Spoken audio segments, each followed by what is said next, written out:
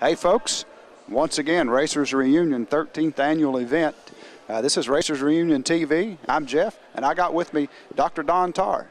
Dr. Don, how you doing today? Well, I'm doing just fine. Good weather. It is good weather. Looks like we're going to have a good turnout here. Folks coming in all the time. Looks really good. Sure does. I'll try to make it every year here. Yeah, that's great. I live in Mountain City, which is just about 40 miles up the road. That's not too bad of a drive, is it? No, I drove my old 1969 Dodge Daytona down this morning. Oh, and that's outside. I got to get a picture. Yeah, I got to get a picture of that. That's great. Right. Give us some history on your racing career and tell us some of your highlights. Well, of course, the big highlights were in the era of 1969 and 1970. In 1970, I ran eighth at, no, I guess was wrong. In 1969, I ran eighth at Charlotte in the National 500 and then sixth in the World 600. At that time, I met up with some of the ABC Wild World of Sports people. Oh, yeah? And I said to them, why don't you guys think about putting a radio on a race car sometime, and have them broadcast from a race car. And I didn't think anything more about it. I went to Nashville. My car had wrecked sometime before then, so I went to Nashville, and they made me a pit reporter at Nashville with ABC Wide World of Sports. I still have my badge. That's pretty cool. Yeah, and I was the first active driver ever to do that on television. Huh? Well, then I showed up at Daytona for July the 4th, and here they had a Plymouth Superbird all rigged up for me with a microphone. Oh, good, yeah. And I said, well, I thought you were going to give that to one of the hot dogs like Richard or David or, Cale or somebody like that. He said, no, well, you blab more than anybody else.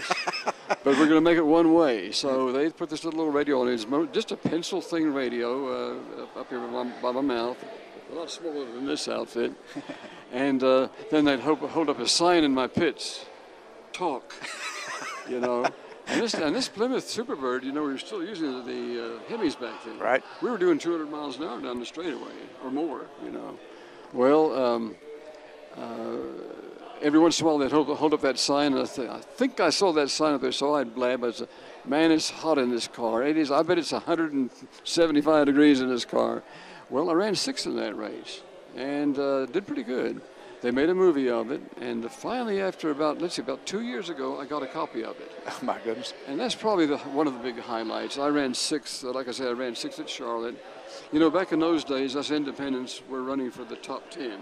Right. We weren't running to win. We knew we couldn't beat Richard or Cale. Well, as I've said many times, though, it's you guys that made the sport what it is today, because the sport would never have grown to what it is today if there'd only been 8 or 9 guys out there racing. That's the truth, What we used to say is, there's got to be a bunch of cars out there making noise so that the people in the stands will think there's a race going on.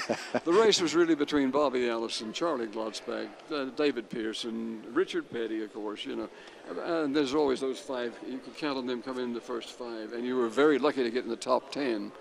And out of the 48 races that I actually started, I came in a dozen times in the top 10. So that isn't too bad. No, that's good. That's great. I couldn't run every race because I was practicing medicine in Florida at that time, and I had some patients waiting on me when I got back home on Monday. Yeah, that's pretty cool. Doc will be with you Monday. He's racing today. Yeah, right, exactly. But I did have somebody to cover me. I had an office on the airport down in Miami also, where I did flight physicals I was a senior flight examiner, so I had something good going that way. But I think about it today. I ran sixth at Charlotte, and I think the last guy that ran sixth in the Coca-Cola 600 got about $200,000. And you won how much? $4,800. Oh, that was a big rate. That was a big payday for me. But one thing that I did do to make a little extra money, I did usually appear for a day or so ahead of time for the promoters and help promote the race, and they'd give me a little bit of money for that, and I did pretty well. I mean, it was enjoyable. What started out as a hobby really ended up as a business. That's cool. Really, and of course, then I moved to this part of the country from Miami in 1970, and ran a few more races. Coca-Cola sponsored me the last few races that I ran. I set a world record for a 1967 stock car. You might say this is another highlight. even faster than Richard or any of them ever ran a 67 stock car at 187.912 miles an hour. No spoilers. And where was that? At Talladega. And also set a record at Daytona, ran over 100. The only 67 that ever ran over 180 miles an hour, 180.566 miles an hour. Wow. So these are big highlights for me. That's my claim to fame. Well, I tell you what, it's a great claim. I'm active though. That's still good. active. We go come places like that. We go to Mooresville every year for the Stocks for Tots. Yes. Okay. We're there every year. And that's doing some good for people. You know, we enjoy that. I still practice medicine.